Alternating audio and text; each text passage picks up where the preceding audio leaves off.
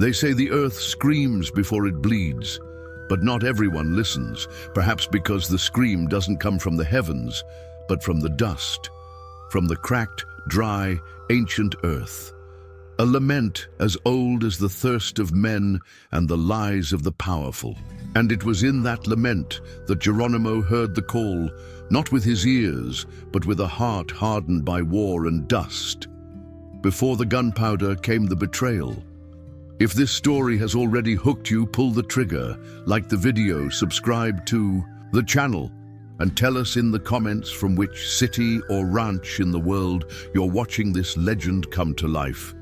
The sun weighed like a curse over the plain. In the distance, the sky seemed to melt, and the horizon danced in waves of heat. The village of Copper Dry was too quiet for a market morning. No wagons, no bells, just flies buzzing around the bodies. 6 men dead.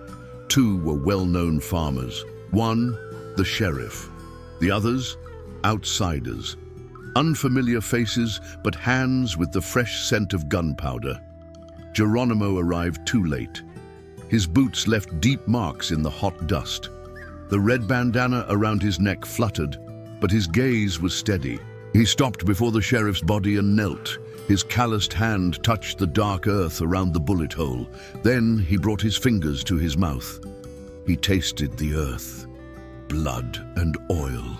He murmured, without anger, but with the certainty of someone who had seen this kind of death before. There were tracks, 2 heavy mounts, a trail fleeing north. And in the sheriff's pocket, a note. "Get out of the way, Indian. The land is ours now." It was more than a threat. It was a sentence, because that land wasn't just ground, it was history. It was home. It was a promise, and someone had just spat on it. Geronimo rose unhurriedly, as if the weight of the world had settled back onto his shoulders. The wind carried the sound of a crow. No living soul answered, only the creak of leather, the clink of a buckle being adjusted, and a hand reaching for the Winchester's handle. A promise born from silence. The earth's blood had been spilled, and someone would pay for every drop.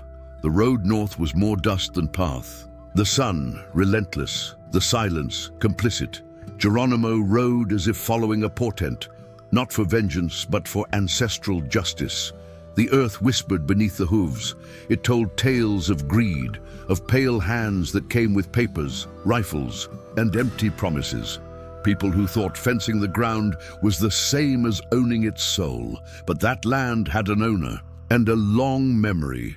The old Three Fingers Saloon marked the start of Harran territory, a clan of wealthy ranchers, shielded by gunpowder and fear. That's where the killer's trail led, and that's where Geronimo would find answers. In the bar, no one played music, just the nervous clink of glasses and eyes that darted away. His presence was a silent thunder. The poncho covered the holster, but not the danger. "I'm here to know who passed through." 2 men, stained with blood, heavy mounts. The barman, a skinny old man with a nail-like beard, hesitated, swallowed hard, then nodded toward the north. They went to the Dry Valley mine with old Harran's son. A mine, stolen land, blood spilled for silver. Geronimo didn't thank him.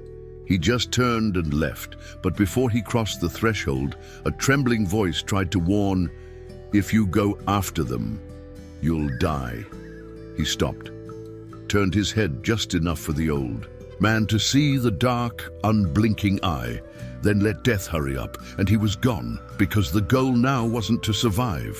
It was to restore what had been profaned. The earth had screamed, and Geronimo was its echo. Dry Valley had no name on any map. It was a forgotten hole, carved down to its bones. There, the earth didn't breathe. It groaned. Twisted trails of ore carts snaked like dead veins. The air smelled of sulfur, sweat, and greed. On a high plateau, a black wooden house watched over the valley like a stuffed eagle. It was the home of Silas Harran, the kind of man who shook hands with a smile and stabbed in the back. They called him the Baron of White Sand, not for nobility, but because wherever he went, only desert remained. Silas was the father of the man who led the attack on Copper Dry, a son spoiled by wealth and hardened by inherited hatred. The boy wore new leather and carried a golden rifle, but his eyes were empty, cold, soulless, like his father's. When Silas learned Geronimo was coming, he didn't laugh. He ordered the gates reinforced, the guards doubled, and the hands of his gunmen filled. But he also left a message. If he crosses that fence, I want his hide hung at the entrance. No Indian defies Harran and lives to tell. But Geronimo didn't care for fences. That night, the sky closed in. Lightning cracked the horizon like whips. The old wood at the mine's entrance groaned with the wind. That's where Geronimo stopped. He watched from afar, a camp of armed men, barrels of gunpowder, starving dogs, and eyes that scanned every shadow. He didn't retreat. He clenched his fists, took a deep breath and crouched, touched the earth, closed his eyes and listened. The earth told him everything, where the sentry stepped, where the dogs slept, where fear lived, but the mine hid more than bandits. Silas had a trump card, a man named Burke, ex-soldier, mute, tall as a tree, hard as stone. They said he survived a fire and came back more beast than man, old Harran's right hand. Burke didn't speak, but when he walked, even the crows fell silent. He would be the first obstacle, the first to fall, or to prove that Geronimo's legend was just dust in the wind, and the wind was starting to blow harder. The dawn came starless.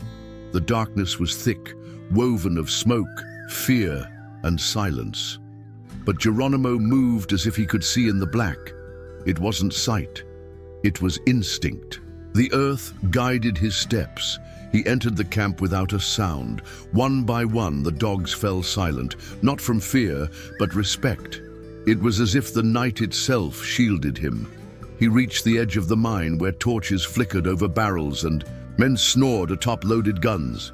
And there, like a shadow forged in hell, stood Burke, motionless, a trunk of flesh and scars. His gaze like cracked glass. When their eyes met, there were no words, no challenge, just death foretold. Burke struck first, fast as thunder. His fist exploded through the air like a cannon. Geronimo dodged by a hair. The knife slipped from the poncho like a snake. It cut the air but met leather too thick. Burke grabbed Geronimo by the chest and hurled him against the barrels. Wood splintered, dust rose, blood dripped, but the Indian's eyes still burned. Again, again. The sound of bones, the dance of death. The earth trembled beneath their feet until Geronimo fell. Burke approached, steady, ready to crush his skull like stone. But Geronimo wasn't defeated. He was the kind of man who feigned a fall to hear the ground better, and in that moment he heard the earth's heart. He slammed his palm into the dirt. A dull thud, a signal. The explosion came from within the mine, fallen torches, screams, fire. Geronimo pulled a small leather lever from his belt, a forgotten spark inside one of the barrels that had fallen earlier. Black smoke rose. Burke looked, confused for a second. It was all the time Geronimo needed. The dagger rose, straight, silent, and sank between the giant's ribs. Burke fell to his knees. His eyes glazed into the void. Then he collapsed. The whole mine woke. Gunmen poured out, but Geronimo was already running, not to flee, but to climb, to the house on the hill, where Silas Harran waited, alone, with a golden rifle and the certainty that money buys everything, even the earth. But the earth doesn't sell, it takes revenge, and it was about to collect its debt. The house's door opened with a long groan, as if even it knew the end was near. Geronimo entered slowly, step by step, body wounded but soul unbroken. Silas Harran waited behind his desk. The golden rifle rested on polished wood, aimed with precision. But his hand trembled. Not from fear, from fury. from not understanding. How a lone man, with dust on his shoulders and fire in his eyes, had crossed his wall of lead. You should be dead. Geronimo didn't answer. He just looked. Silas clenched his teeth. This land is mine. I bought every inch. Signed, sealed, registered. Then Geronimo spoke. Low, firm, like thunder before rain. You don't buy what bleeds. Silas pulled. The trigger. Nothing. Geronimo had already emptied the chamber. In a second, he crossed the room like dry lightning, grabbed the old man by the collar and threw him against the shelf of maps. The impact sent parchments, coins, and printed lies tumbling. Silas fell, tried to crawl. Geronimo stood over him. The blood you spilled will drown you. But he didn't kill him. The Earth's justice wasn't a bullet. It was memory. Geronimo left Silas alive, amid wreckage and burned promises. The man who thought he'd bought the world now trembled before its true owner, the people who hear the earth, who respect the dust, who carry 1,000 stories in their chest. At dawn, Geronimo vanished like a shadow in the desert. The mine was abandoned, dry valley claimed by silence and new winds. Some say he died after that. Others swear they saw him ride alongside the horizon, speaking to the spirits of the earth. But all agree on one thing. Wherever the earth bleeds again, he will return. If this story stirred you like the sound of a distant drum in your heart, leave a like, subscribe to the channel, and write in the comments. Which legend do you want to see reborn in the next journey? Until then, may the dust settle and the crows fall silent.